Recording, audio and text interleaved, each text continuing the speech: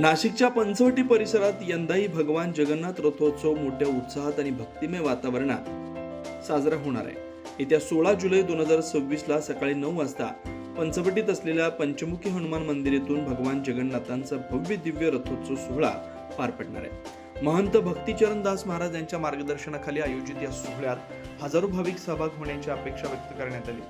रथोत्सवाच्या पूर्वतयारीचा भाग म्हणून 10 जुलै 2026 या दिवशी सकाळी 11 वाजता पंचमुखी हनुमान मंदिर इथं पत्रकार परिषदेचं आयोजन करण्यात आलं. या पत्रकार परिषदेत रथोत्सवाची संपूर्ण माहिती, नियोजन आणि विविध धार्मिक कार्यक्रमांची रूपरेषा जाहीर केली जाणार आहे. आयोजकांनी सर्व पत्रकार, नागरिक आणि भाविकांना पत्रकार परिषदेला तसेच रथोत्सव सोहळ्यात मोठ्या संख्येने उपस्थित राहून सहकार्य करण्याचं आवाहन केलंय. श्रद्धा, भक्ती आणि परंपरेचा संगम असलेल्या या रथोत्सवाचा आनंद प्रत्येक भाविकांना अनुभवावा असंही आयोजकांकडून सांगण्यात आलं. जय जगन्नाथ, जय जगन्नाथ, जय जगन्नाथ.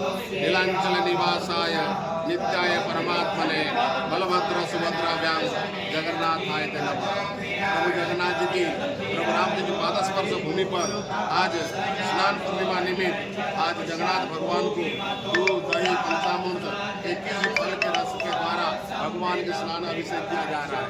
आज इसी प्रकार जगन्नाथपुरी में जगन्नाथ, बलभद्र, सुभद्रा और सुदर्शन जी को इसी प्रकार स्नान किया जाता है. आज से भगवान की रथ यात्रा की शुरुआत है.